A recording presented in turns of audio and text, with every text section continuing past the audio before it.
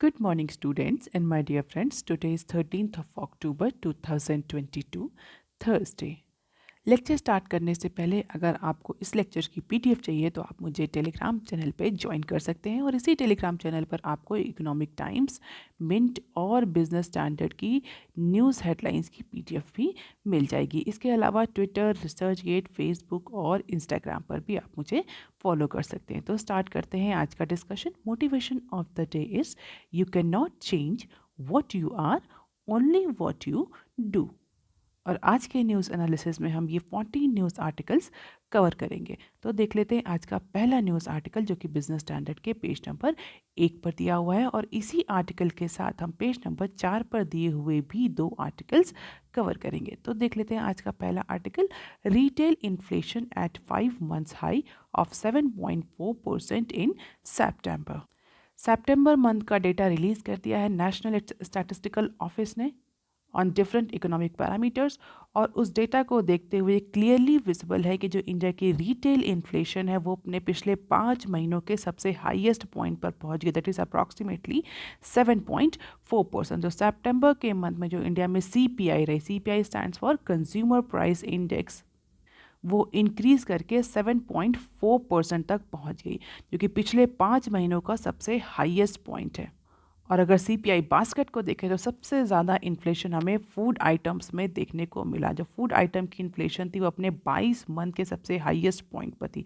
अगर केवल और केवल फूड इन्फ्लेशन की बात करें तो फूड इन्फ्लेशन अप्रॉक्सीमेटली 8.6% रही सितंबर के मंथ में। तो चाहे सीपीआई एज अ होल हो, चाहे फूड इन्फ्लेशन हो, चाहे फ्यूल इन्फ्लेशन हो, ये जितने भी इंडिकेटर हैं इन्फ्लेशन के, ये आरबीआई की जो लिमिट है, टॉलरेंस लिमिट है, उससे बहुत आगे हैं। और इन्फ्लेशन का ये डेटा कहीं ना कहीं ये इंडिकेट कर रहा है कि आगे आने वाले मंथ्स में, आगे आने वाले टाइम में जो एमपीसी है, आरबीआई है, वो एग्रेसिव मॉनेटरी पॉलिसी टाइटनिंग पर जा सकती है in order to control the inflation, जैसा कि बहुत सारे multilateral agencies, credit rating agencies और रिसर्च बेस्ड कंसल्टेंसीज प्रोजेक्ट कर रही हैं इंडिया और अदर इकोनॉमीज़ के बारे में। और इसके अलावा अगर हम फैक्ट्री आउटपुट की बात करें तो एक इन्फ्लेशन का डेटा और एक फैक्ट्री आउटपुट, दोनों का ही डेटा नेशनल स्टैटिस्टिकल ऑफिस ने पब्लिश किया। तो अगर हम फैक्ट्री आउटपुट को देखें जो कि इंडिया में आईआईपी से मेजर होता है, इंडस्ट्रियल प्रोडक्शन भी बोलते हैं, तो इंडस्ट्रियल प्रोडक्शन अपने पिछले मंथ यानी अगस्त के कंपैरिजन में 0.8% श्रिंक किया है। फैक्ट्री आउटपुट यानी प्रोडक्शन आउटपुट जो है वो श्रिंक कर रहा है पिछले मंथ के कंपैरिजन में। हालांकि जुलाई के मंथ में अप्रॉक्सीमेटली 2.2% का ग्रोथ हुआ था इंडस्ट्रियल आउटपुट। तो जुलाई में थोड़ा सा ग्रोथ देखने को मिला था, एक्सपेंशन देखने को मिला था, अगस्त में से कॉन्ट्रैक्शन देखने को मिला और सितंबर में वही ट्रेंड कंटिन्यू है। तो सितंबर के कंपैरिजन में अप्रॉक्सीमेटली 0.8% से फैक्ट्री आउटपुट कॉन्ट्रैक्ट किया। स्पेशली माइनिंग और मैन्युफैक्चरिंग जो सेक्टर है उसमें सिग्निफिकेंट कॉन्ट्रैक्शन या रिडक्शन देखने को मिला। माइनिंग में अप्रॉक्सीमेटली 3.9 और मैन्युफैक्चरिंग में 0.7% का। तो इन दो फैक्टर की वजह से या इन दो सेक्टर की वजह से जो ओवरऑल इंडस्ट्रियल आउटपुट है वो अप्रॉक्सीमेटली 0.8% तक फॉल किया है। तो इन्फ्लेशन जिस तरह अपने पिछले 9 महीनों में कंटिन्यूसली इंक्रीज होती हुई दिख रही है, हम बोले 9 महीनों में कंटिन्यूसली आरबीआई की टॉलरेंस लिमिट से ज़्यादा है। जिस तरीके से फैक्ट्री आउटपुट दूसरे सक्सेसिव मंथ में कंटिन्यूसली फॉल कर रहा है, कॉन्ट्रैक्ट करता है, उसको देखते हुए एक क्लियर इंडिकेशन है कि आगे आने वाले टाइम में इंडियन इकोनॉमी के लिए डुअल चैलेंजेस हैं, इन्फ्लेशन कंट्रोल करना और उसके साथ ही साथ इकोनॉमी को ग्रो भी कराना। क्योंकि अगर इन्फ्लेशन कंट्रोल करेगी रिजर्व बैंक ऑफ इंडिया तो मॉनेटरी पॉलिसी टाइटनिंग पर जाएगी। मॉनेटरी पॉलिसी टाइटनिंग की वजह से मार्केट में मनी सप्लाई कम होगी और अगर मनी सप्लाई कम होगी तो इन्वेस्टमेंट, डिमांड, कंजप्शन, प्रोडक्शन सब रिड्यूस होगा, जिसकी वजह से इकोनॉमिक ग्रोथ जो है वो भी फॉल करेगी। However, as per the recently publish data it is clearly visible कि इन्फ्लेशन जो है वो आरबीआई की टॉलरेंस लिमिट से बहुत ज़्यादा है, चाहे वो फूड इन्फ्लेशन हो, चाहे वो ओवरऑल सीपीआई इन्फ्लेशन हो। इसके अलावा जो फैक्ट्री आउटपुट है वो भी कॉन्ट्रैक्ट कर रहा है। So this is the food price spike in terms of graph. This red line indicates the CPI food and this green line indicates the overall CPI. And this is the manufacturing output जो कि continuously fall कर रहा है, हम देख सकते हैं। और उसमें बहुत ज़्यादा फ्लक्चुएशन हमें देखने को मिल रहा है क्योंकि जो जियोपॉलिटिकल सिचुएशन चल रही है उसकी वजह से इम्पैक्ट नए ऑर्डर्स और नए कॉन्ट्रैक्ट्स पर देखने को मिला, जिसकी वजह से ये जो फैक्ट्री आउटपुट है ये बहुत ज़्यादा फ्लक्चुएट होता हुआ दिख रहा है। अब देख लेते हैं नेक्स्ट क्लिप जो कि पेज नंबर 4 पर दी हुई है। India's growth external profile buffer against turbulence S&P। इससे पहले की न्यूज़ एनालिसिस में हमने डिस्कस की थी कि बहुत सारी जो रेटिंग एजेंसीज ने एनालिसिस करी है उसमें रिसेंटली ये देखा गया है कि इंडिया की जो परफॉर्मेंस है, इंडिया के जो एक्सटर्नल इम्बैलेंसेस हैं, इंडिया का जो करेंसी डेप्रिसिएशन है वो पीयर इमर्जिंग जो इकोनॉमीज़ हैं, पीयर जो इमर्जिंग मार्केट्स हैं उनके कंपैरिजन में वर्स्ट है। इंडिया की करेंसी सबसे ज़्यादा डेप्रिशिएट हुई है, एक्सटर्नल इम्बैलेंसेस बहुत ज़्यादा हाई हैं। उसी को लेकर के स्टैंडर्ड एंड पुअर ने भी एनालिसिस करी है और स्टैंडर्ड एंड पुअर की एनालिसिस ये इंडिकेट कर रही है कि इंडिया की जो स्ट्रॉन्ग इकोनॉमिक ग्रोथ है और एक्सटर्नल बैलेंस शीट है that all are expected to provide buffer against the global environment. जो टर्बुलेंस ग्लोबल इन्वायरमेंट में कॉज हो रहा है बिकॉज ऑफ द शॉक्स। कौन से 3 शॉक्स IMF ने आइडेंटिफाई किए? सबसे पहला पैंडेमिक, दूसरा रशिया यूक्रेन क्राइसिस और तीसरा क्लाइमेट डिजास्टर। ऑल्दो अगर वर्ल्ड बैंक और WTO जैसे financial institutions, other financial institutions को देखें तो वो फिलहाल के लिए इन 2 ही क्राइसिस की बात कर रहे हैं। ओवरऑल अलग अलग मल्टीलैटरल एजेंसीज ने अपने अलग अलग रीजंस दिए हैं। तो जिस तरीके से ग्लोबल टर्बुलेंस हो रहा है उसको देखते हुए S&P का ये कहना है कि इस ग्लोबल टर्बुलेंस में इंडिया का जो एक्सटर्नल प्रोफाइल है, इंडिया का जो एक्सटर्नल बैलेंस है और इंडिया की जो स्ट्रॉन्ग इकोनॉमिक ग्रोथ है वो इंडिया को सपोर्ट प्रोवाइड करेगी as per the rating agency standard and poor. Although जो रेटिंग है, जो रेटिंग एजेंसीज है जो इंडिया के कंटिन्यूसली क्रेडिट रेटिंग को डाउन कर रही हैं, B से स्टेबल A3, इस तरह की जो रेटिंग एजेंसीज की जो रेटिंग आ रही है इसकी वजह से इंडिया पर डाउनवर्ड प्रेशर तो देखने को मिलेगा but India will be able to sustain this pressure because of the economic growth and strong external balances. तो S&P के अकॉर्डिंग इंडिया के जो सोवरेन क्रेडिट मैट्रिक है वो थोड़ा सा इम्पैक्ट हो सकती है बिकॉज ऑफ द एक्सटर्नल टर्बुलेंसेस। और इंडियन इकोनॉमी में जो रेगुलेटर्स हैं, सेंट्रल बैंक्स हैं, वो प्रॉपर मेजर भी ले रहे हैं ग्लोबल और जियोपॉलिटिकल सिचुएशन को टैकल करने के लिए। तो economy is battling faster inflation and tightening the financial conditions both at home and at a global level. इसके अलावा S&P ने एक बहुत इंपॉर्टेंट बात कही कि इंडिया जिस तरीके से डी डॉलराइजेशन कर रहा है, जिस तरीके से इंडियन करेंसी को, अपनी डोमेस्टिक करेंसी को इंटरनेशनलाइज कर रहा है, जिस तरह से इंटरनेशनल ट्रांजेक्शन्स में यूज़ कर रहा है इंस्टेड ऑफ यूजिंग डॉलर, तो डेफिनेटली वो इंडिया को बेनिफिट करेगा और इंडिया की debt market, currency debt market में बेटर डील करने के लिए, इंडिया को बेटर प्लेस करने के लिए हेल्प करेगा।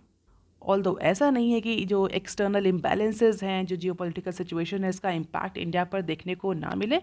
इम्पैक्ट विजिबल होगा बट इंडिया के जो इंडिकेटर्स हैं वो इस इम्पैक्ट को बेटर एब्जॉर्ब कर पाएंगे in comparison to the other countries.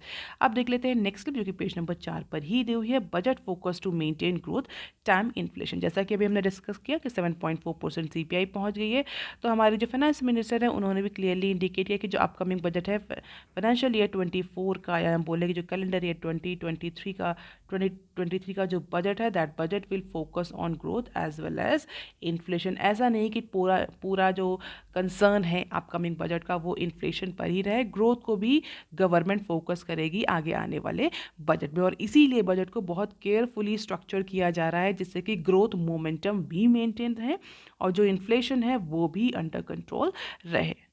जैसे कि US के केस में कॉन्ट्रेरी, US ने ये डिक्लेयर किया, US के फेडरल रिजर्व में ये डिक्लेयर किया है कि उनका जो क्लियर फोकस है वो अभी इन्फ्लेशन पर है। हालांकि इंडियन इकोनॉमी में इस तरह के स्टेटमेंट अभी नहीं है। इंडियन इकोनॉमी के जो रेगुलेटर्स हैं, जो सेंट्रल बैंक्स हैं, पॉलिसी मेकर्स हैं, उनका कंटिन्यूसली ये कहना है कि we will focus on both aspect, not only one. कि इन्फ्लेशन हमारे लिए बहुत बड़ा चैलेंज नहीं है, हम ग्रोथ पर भी फोकस करेंगे। अब देख लेते हैं article number 2 that is given on page number 4 of business standard. Monetary thresholds may be revise to ₹25 crore. तो रिसेंटली सेंट्रल गवर्नमेंट ने जो डीक्रिमिनलाइजेशन की ड्राइव चलाई है, जिसके लिए बहुत सारे जो बिजनेस के जो एक्शंस हैं, एक्टिविटीज़ हैं, जो क्राइम्स हैं, उनको डीक्रिमिनलाइज करने का जो प्रोसेस सेंट्रल गवर्नमेंट ने इनिशिएट किया जिससे कि इंडिया में ईज़ ऑफ डूइंग बिजनेस जो है वो इम्प्रूव हो सके, उसको लेकर के कल भी हमने न्यूज़ डिस्कस करी थी जहाँ पर मिनिस्ट्री ऑफ स्टैटिस्टिक्स ने अपना प्रपोजल दिया था, अपना ड्राफ्ट दिया था सेंट्रल गवर्नमेंट को कि किस किस एक्ट को डीक्रिमिनलाइज किया जा सकता है। So as a part of its drive against decriminalisation, central government is actually increasing the monetary threshold, जो मॉनेटरी लिमिट है, for what, for initiating prosecution of cognizable और non bailable offences related to GST to 25 crore and above. तो GST में ऐसे offences जो कि cognizable और non bailable offences हैं, उनके जो मॉनेटरी थ्रेशोल्ड लिमिट है उसको इंक्रीज करने की बात कर रही है सेंट्रल गवर्नमेंट, जिससे कि जो छोटे छोटे जो ऑफेंसेस हैं उनको फिलहाल के लिए डीक्रिमिनलाइज किया जा सके, उनको नॉन कॉग्निजेबल बनाया जा सके। अभी थोड़ा सा कॉग्निजेबल और नॉन कॉग्निजेबल जो ऑफेंसेस हैं इनके बारे में जल्दी से डिस्कस कर लेते हैं। बेसिकली इंडिया के लीगल सिस्टम में ऑफेंसेस को दो तरीके से, बहुत जनरली दो तरीके से क्लासीफाई किया जाता है। पहला तो होता है कॉग्निजेबल और दूसरा होते हैं नॉन कॉग्निजेबल। तो ऑफेंसेस में भी कॉग्निजेबल और non cognizable as per the legal system of India. तो अगर नॉन कॉग्निजेबल ऑफेंसेस की बात करें तो non cognizable offences include misbehaviour, public annoyances, like civil type of offences, whereas cognizable offences are more severe crimes. और generally जो cognizable offences होते हैं वो नॉन बेलेबल होते हैं, उसमें इमीडिएटली बेल नहीं होती और मोस्ट ऑफ द केसेस में इमीडिएट अरेस्ट होता है और अप्रॉक्सीमेटली 1 से 3 साल या ज़्यादा साल का भी इम्प्रिजनमेंट या जेल टर्म हो सकता है। तो cognizable offences are basically serious offences. तो जीएसटी में ऐसे ऑफेंसेस जो कि कॉग्निजेबल हैं, नॉन बेलेबल ऑफेंसेस की कैटेगरी में आते हैं, उनको थोड़ा सा रिमूव करना चाह रही है, या उन पर उनका जो मनीटरी थ्रेशोल्ड वैल्यू है उसको थोड़ा सा रिमूव करना चाह रही है, रिड्यूस करना चाह रही है, उसकी जो थ्रेशोल्ड वैल्यूज को थोड़ा सा इंक्रीज करना चाह रही है गवर्नमेंट, सेंट्रल गवर्नमेंट, जिससे कि जो छोटे छोटे क्राइम्स हैं, जो छोटे छोटे एक्ट हैं, जो छोटे छोटे ऑफेंसेस हैं, उन पर ये कॉग्निजेबल और नॉन बेलेबल ऑफेंसेस का टैग ना लगे। तो जो डीक्रिमिनलाइजेशन की ड्राइव है वो अचीव हो सके। डीक्रिमिनलाइजेशन को क्यों कर रही है सेंट्रल गवर्नमेंट? कल ही हमने डिस्कस किया था, ईज ऑफ डूइंग बिजनेस को इम्प्रूव करने के लिए। तो अब जीएसटी में अगर अभी आज के टाइम में as per the current situation अगर किसी भी तरह का टैक्स इवेजन या इनपुट टैक्स क्रेडिट जो रॉन्गली अवेल किया है, जिसकी वैल्यू 5 करोड़ से ऊपर है, उसमें इन पुरसुनमेंट टर्म है। It means that offences are cognizable and non bailable offences. और ये जो इन पुरसुनमेंट या जेल टर्म है ये 5 साल तक इंक्रीज किया जा सकता है, केवल और केवल अगर 5 करोड़ या उससे ऊपर का ऑफेंस है। इससे नीचे का है तो प्रोबेबली पेनाल्टी और अदर सिविल फाइन्स लगा करके इंडिविजुअल को छूट दिया जाता है। लेकिन अगर 5 करोड़ से ऊपर का ऑफेंस है, फाइनेंशियल ऑफेंस, और टैक्स इवेजन या किसी तरह का गलत इनपुट टैक्स क्रेडिट रसीद जनरेट किया या गलत तरीके से इनपुट टैक्स क्रेडिट लिया, तो उस इंडिविजुअल को अप्रॉक्सीमेटली 5 साल तक का जेल टर्म हो सकता है। और इसीलिए जो central board of indirect taxes and customs है, जिसको सीबीआईसी बोलते हैं, जो कि बेसिकली जीएसटी को रेगुलेट करता है, that is the apex body for indirect taxation system in India, वो बहुत सारे जो प्रोविजंस हैं सेक्शन 132 जो कि प्रोसिक्यूशन से डील करते हैं और सेक्शन 162 जो कि कंपाउंडिंग ऑफ ऑफेंसेस से डील करते हैं, उनको रिवाइज कर रही है, जिससे कि कन्विक्शन रेट जो है उसको लोअर किया जा सके। जिस तरीके से बिजनेस डायनेमिक्स चेंज हो रही है, बिजनेस एनवायरनमेंट चेंज हो रहा है, उसी तरीके से जो टैक्सेशन सिस्टम है, more specifically indirect taxation system है, उसमें चेंजेस लाए जा सके और डीक्रिमिनलाइजेशन किया जा सके मोस्ट ऑफ द स्मॉल और लिटिल और सटल ऑफेंसेस का। और इवन रेवेन्यू डिपार्टमेंट का खुद ये मानना है कि जो ये थ्रेशोल्ड है 5 करोड़ का, this is actually lower threshold, जिसकी वजह से बहुत सारे स्मॉल ऑफेंसेस, छोटे छोटे ऑफेंसेस भी कॉग्निजेबल की लिस्ट में आ जाते हैं, सीरियस ऑफेंसेस की लिस्ट में आ जाते हैं। तो अगर इसकी लिमिट बढ़ा करके 25 करोड़ कर दी जाएगी तो बहुत सारे से जो स्मॉल ऑफेंसेस हैं वो पेनल्टी और फाइन से ही सॉल्व हो जाएंगे। उसके लिए फिर कोर्ट और इस तरह के जो लीगल प्रोसीडिंग्स हैं वो कम करनी पड़ेगी। एज ऑफ नाउ अगर 2 से ऊपर है, 2 से 5 के बीच में है कोई भी फाइनेंशियल फ्रॉड या क्राइम, तो अप्रॉक्सीमेटली 3 साल की सज़ा हो सकती है। And if the tax evaded is more than 1 crore तो अप्रॉक्सीमेटली 1 ईयर का इम्प्रिजनमेंट या जेल टर्म है। तो इसी तरीके से क्लासिफिकेशन है। अब डिपार्टमेंट ये चाह रहा है कि इसको थोड़ा सा रैशनलाइज किया जाए। कुछ ऐसे ऑफेंसेस हैं जिनको नॉन कॉग्निजेबल, नॉन और बेलेबल बनाया जा सकता है as per the new GST regime. So let us see how government will actually modify. अगर ये 25 करोड़ हो जाती है लिमिट जो कि गवर्नमेंट ने प्रपोज करी है, तो बहुत सारे जो टैक्स इवेजन के क्राइम्स हैं वो आगे आगे आने वाले टाइम में बेलेबल और नॉन कॉग्निजेबल हो जाएंगे। तो this is the revisiting prosecution provisions of GST. कल के टाइम में स्टैटिस्टिक्स जो डेटा कलेक्शंस को लेकर था उस पर डिक्रिमिनलाइजेशन के लिए प्रपोजल था, आज के टाइम में GST. So these are the key changes that department has proposed, when the department or central government has proposed, you may just have the glimpse of it. अब देख लेते हैं article number 3 that is given on page number 5 of business standard. e-rupee likely to bring down cost of cross border payments. इससे पहले की news analysis में हमने एक इन्फोग्राफिक्स डिस्कस किया था, जहाँ पर हमने ये डिस्कस किया था कि किन किन कंट्रीज़ ने अपने यहाँ ई डिजिटल करेंसी या डिजिटल करेंसी को लॉन्च कर दिया है, कितने कंट्रीज़ हैं जो लॉन्च की प्रोसेस में हैं, कितने कंट्रीज़ जो हैं वो पायलट स्टडी की स्टेज पर हैं, क्या क्या एडवांटेजेस हैं, क्या क्या डिसएडवांटेजेस हैं, ऐसा इन्फोग्राफिक हमने डिस्कस किया था। और पिछले साल ही रिजर्व बैंक ऑफ इंडिया ने, इंडिया का जो सेंट्रल बैंक है, उसने भी इंडिया की डिजिटल करेंसी का अनाउंसमेंट किया था, क्योंकि जिस तरीके से इंडिया में और वर्ल्ड में क्रिप्टो करेंसी प्रिवेल कर रही थी, जिस तरीके से digital currency digital transactions penetrate कर रहा है, उसको देखते हुए it is a very apt और it is very important need of the hour कि इंडिया भी इस डिजिटल करेंसी की रेस में आ जाए। तो सेंट्रल बैंक ने पहले ही अनाउंस कर दिया है कि सेंट्रल बैंक और the reserve bank of India is actually going to introduce central bank digital currency CBDC in phase wise manner. तो अभी फ़िलहाल के लिए रिसेंटली इन जो आरबीआई है वो क्रॉस बॉर्डर जो रेमिटेंसेज हैं उनमें ये सीबीडीसी को लॉन्च करने या सीबीडीसी को अप्लाई करने जा रही है, जिसकी वजह से जो कॉस्ट ऑफ ट्रांजैक्शंस होती है कस्टमर्स के लिए, एनआरआईज के लिए, वो सिग्निफिकेंटली रिड्यूस होगी। At present customers have to pay a fee to bank for doing any short of cross border remittances, cross border transaction. और अगर आपके बड़े ट्रांजैक्शन तो जो फीस होती है काफ़ी ज़्यादा भी हो सकती है, और इसके लिए एक्चुअली परसेंटेज फिक्स होता है हर बैंक का कि अगर आप 100 रुपये, टेक इट हाइपोथेटिकली, सपोज अगर आप 100 रुपये ट्रांजैक्शन कर रहे हैं, 100 रुपये का रेमिटेंस कर रहे हैं क्रॉस बॉर्डर, तो आपको 1 रुपये 2 रुपये फ़ी देनी पड़ेगी। तो हर बैंक का अप्रॉक्सीमेटली एक फ़िक्स्ड अमाउंट होता है, और वो फिक्स्ड अमाउंट इनवर्ड और आउटवर्ड दोनों तरह के रेमिटेंसेस, दोनों तरह के ट्रांजेक्शन्स पर पेबल होता है। इट मीन्स अगर इंडिया से बाहर आप पैसा भेज रहे हैं तो भी, और अगर इंडिया से अंदर आप पैसा भेज रहे हैं, इंडिया या किसी अब्रॉड से आप इंडिया में पैसा भेजें, तो भी वो फ़ी एप्लीकेबल है, ट्रांजैक्शन फ़ी एप्लीकेबल है। और इसी को लेकर रिजर्व बैंक ऑफ इंडिया ने लास्ट वीक सीबीडीसी को लेकर के एक कंसेप्ट नोट भी पब्लिश किया था, और फिलहाल सेंट्रल बैंक इस प्रोसेस में है कि पायलट स्टडी के लिए लॉन्च कर दिया जाए सीबीडीसी को, और इस क्रॉस बॉर्डर रेमिटेंसेस जो अदर मेजर ट्रांजेक्शन्स हैं वहाँ पर सीबीडीसी को यूज़ किया जाए। So RBI is defining CBDC as a legal tender issued by central bank in digital format. Don't get confused it with a cryptocurrency. Cryptocurrency regulated नहीं होती, cryptocurrency किसी भी asset से back नहीं होती, कोई भी central bank उसको regulate नहीं करता।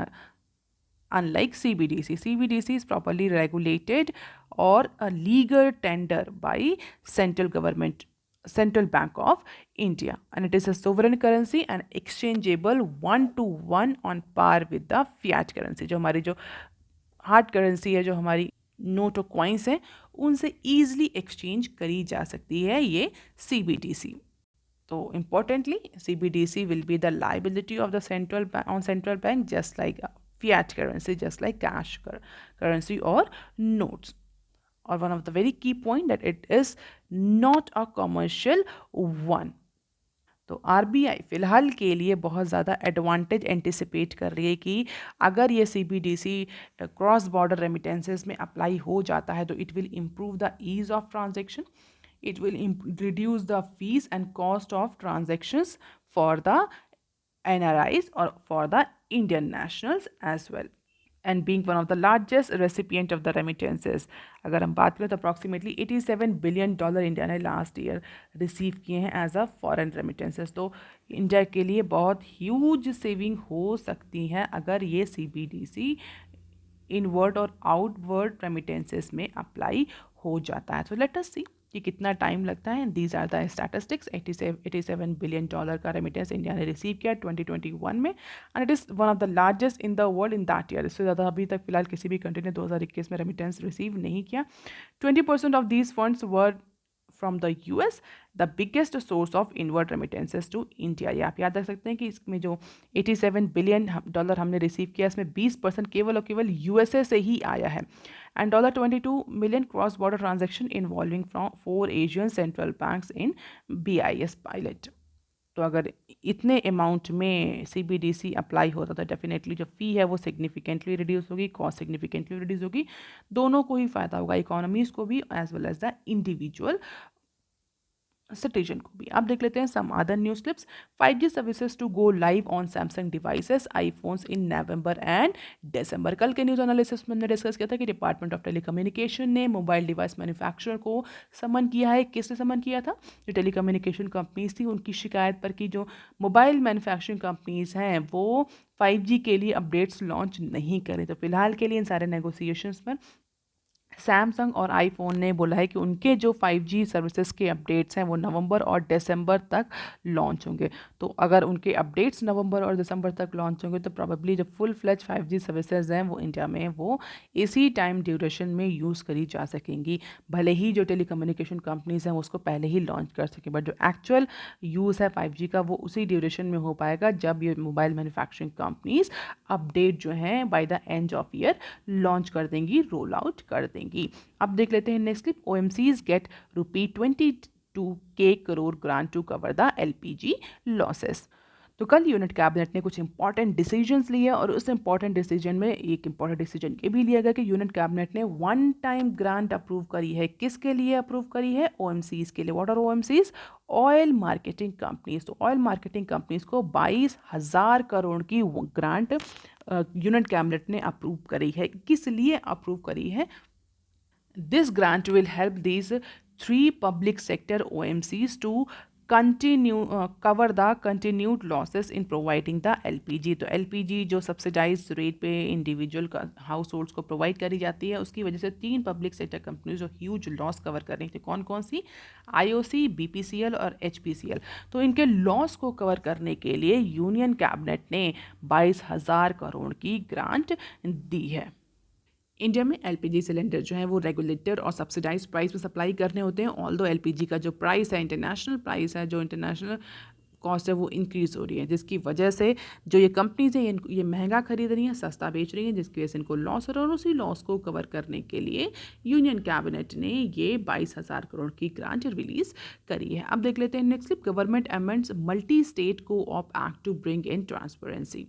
तो स्टेट कोऑपरेटिव सोसाइटीज़ को, स्टेट कोऑपरेटिव बैंक्स को मैनेज करने के लिए लॉन्ग टाइम से जो गवर्नमेंट है वो डिसीजंस ले रही है, मेजर ले रही है। More than a year after the cooperative ministry was formed. इसी के लिए कोऑपरेटिव मिनिस्ट्री भी फॉर्म करी गई थी। अगर आपको पता हो, उससे पहले कोई ऐसी मिनिस्ट्री नहीं थी। कोऑपरेटिव मिनिस्ट्री इसीलिए फॉर्म करी गई थी कि जो कोऑपरेटिव सोसाइटीज़ हैं उनको मैनेज किया जा सके, स्पेशली ऐसी कोऑपरेटिव सोसाइटीज़ जो कि मल्टी स्टेट में ऑपरेट करती। मल्टी स्टेट मीन्स एक से ज़्यादा स्टेट्स में ऑपरेट कर रही हैं, ऐसी सोसाइटीज़ को रेगुलेट करने के लिए। ऑल्दो अगर कोई ऐसी कोऑपरेटिव सोसाइटी है जो किसी एक स्टेट में ऑपरेट करती है तो उस सोसाइटी को लेकर के जो भी रेगुलेटरी नॉर्म्स हैं वो पर्टिकुलर स्टेट ही बनाता है। लेकिन अगर कोई ऐसी कोऑपरेटिव सोसाइटी है जो एक से ज़्यादा स्टेट्स में ऑपरेट कर रही है, in that case that particular cooperative society will come under the control of centre government. और उसी के लिए सेंटर ने कोऑपरेटिव सोसाइटी बनाई थी और उसमें बहुत सारे जो एक्ट थे कोऑपरेटिव सोसाइटीज़ को मैनेज करने के लिए बहुत सारे अमेंडमेंट भी लाए थे।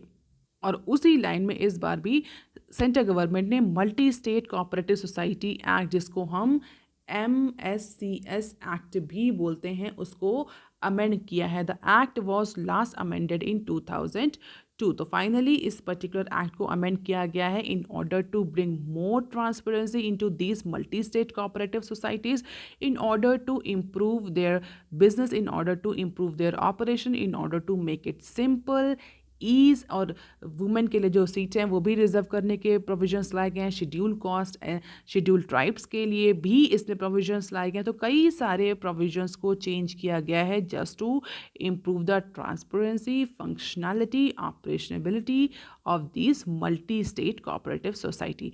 इसके अलावा productivity linked bonus payment to railway employees for financial year 22 gets go ahead. ये डिसीजन भी यूनियन कैबिनेट ने लिया है, जहाँ यूनियन कैबिनेट ने PLB जैसे प्रोडक्टिविटी लिंक्ड इंसेंटिव स्कीम है, इसी तरह प्रोडक्टिव लिंक्ड बोनस स्कीम जो रेलवे एम्प्लॉयज़ के लिए अप्रूव करी है। तो approximately 1.2 million non gazette railway employees को 78 डेज का वेज पे किया जाएगा, एक्स्ट्रा वेज पे किया जाएगा, ऐसा बोनस। तो ये आप याद सकते, don't get confuse it with PLI, PLI something as, PLB is something as, PLB is productivity linked bonus. तो फाइनेंशियल ईयर 22 के लिए 78 दिन का बोनस पे किया जाएगा अप्रॉक्सीमेटली 1.12 मिलियन रेलवे एम्प्लॉयज़ के लिए। इसी के साथ एक और न्यूज़ है, ₹4,244 crore for container terminals for Kandla okay. तो union cabinet committee on economic affairs ने वेडनेसडे को कंटेनर टर्मिनल्स के डेवलपमेंट के लिए भी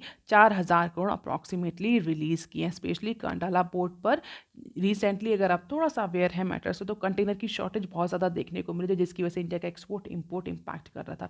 तो उसी के बाद से गवर्नमेंट जो है कंटेनर डेवलपमेंट और बहुत सारे जो पोर्ट्स हैं उसमें कंटेनर अवेलेबिलिटी को इंश्योर कर रही है, और इसीलिए कंडाला पोर्ट पे कंटेनर डेवलपमेंट के लिए, कंटेनर टर्मिनल के लिए 4,000 करोड़ का फंड रिलीज किया गया। And this project will build a public private partnership mode under the BOT model. तो बॉट मॉडल और PP के तहत इस particular Kandla terminal container terminal का डेवलपमेंट होगा। अब देख लेते हैं next clip. SBI HDFC cut home loans rate for new applicants. So RBI जो है, हम बोले मॉनेटरी पॉलिसी जो है वो अपने मॉनेटरी पॉलिसी टाइटनिंग की वजह से पॉलिसी रेट को इंक्रीज कर रही है। बट कॉन्ट्रेरी टू दिस, कुछ बैंक्स जैसे कि state bank of India, HDFC ने रिसेंटली अपने जो होम लोन्स हैं उसमें डिस्काउंट, उनके इंटरेस्ट रेट में डिस्काउंट अनाउंस किया है। क्यों किया है? Just for festive offering, festival season में डिमांड को पिकअप करने के लिए, होम डिमांड को पिकअप करने के लिए, टैप करने के लिए, ज़्यादा प्रॉफिट अर्न करने के लिए SBI, HDFC, axis bank, ICICI bank of Baroda ने अपने इंटरेस्ट रेट कम किए एज अ फेस्टिव ऑफर, जिससे कि ज़्यादा लोन अवेल करें इंडिविजुअल हो। जैसे कि हम सभी को पता है कि इंडिया में फेस्टिवल सीजन में ज़्यादा बाइंग, ज़्यादा कंजप्शन होता है। तो for tapping this opportunity, SBI, HDFC और other banks are actually reducing the interest rate on home loans, more specifically for new applicant. जो ऑलरेडी एग्जिस्टिंग एप्लीकेंट्स हैं उनको तो वही प्रिवेलिंग लोन इंटरेस्ट रेट ही पे करना है। अब देख लेते हैं next step. UK economy shrank in August, now on brink of recession. तो यूके का अगस्त मंथ का डेटा रिलीज हो गया, और उस अगस्त मंथ के डेटा के अकॉर्डिंग क्लियरली इंडिकेट हो रहा है कि जो US इकोनॉमी, यूके इकोनॉमी है वो श्रिंक हो रही है in terms of number of parameters, चाहे वो मैन्युफैक्चरिंग हो या अदर आउटपुट हो या आउटकम्स। तो उसको देखते हुए कहा जा रहा है कि अगस्त के मंथ में यूके की इकोनॉमी में एक मेजर श्रिंक देखने को मिला है, और इकोनॉमिस्ट का ये कहना है कि जो अब यूके की इकोनॉमी है that is actually on the brink of recession. Recession is actually unavoidable, and GDP in the September is likely to be weakened by one of public holiday to make the funeral of Queen Elizabeth. तो कई सारे reason की वजह से आगे भी anticipate किया जा रहा है कि अब यूके में रिसेशन आएगा। US में तो बहुत सारे एक्सपर्ट्स कह रहे हैं कि रिसेशन आ ही चुका है। इसके अलावा जो बोरोइंग कॉस्ट है वो भी इंक्रीज हो रही है, जो यूरो है वो भी स्लिप कर रहा है, और जो सेंट्रल बैंक है वो कंटिन्यूसली इंटरवेंशंस कर रहा है in order to save the euro. So let us see कि कब एक्चुअली जो वर्ल्ड है वो इस रिसेशनरी विंड से बाहर निकलता है। अब देख लेते हैं next clip. Global wealth set to contract by over 2% this year report. तो जितने भी रिपोर्ट्स हैं, जितने भी एनालिसिस हैं, वो कहीं ना कहीं इंडिकेट कर रही है कि world is all about for recession. तो recently global household wealth को ट्रैक किया है एलियंस की एक रिपोर्ट में, और जहां पर ये एंटिसिपेट किया जा रहा है कि आगे आने वाले टाइम में, या दिस ईयर, केवल अगर इसी ईयर की बात करें तो इस फाइनेंशियल ईयर में जो हाउस होल्ड की वेल्थ है वो अप्रॉक्सीमेटली 2% श्रिंक करेगी after 3 years of record gain in the value of household financial asset. Now 2022 is likely to result in a nominal drop, 2% का ड्रॉप देखने को मिलेगा हाउस होल्ड्स के वेल्थ में because of this global prevailing situation. So that is all for today, students. If you like the initiative, please share it among your network. Like, share and subscribe. Thank you.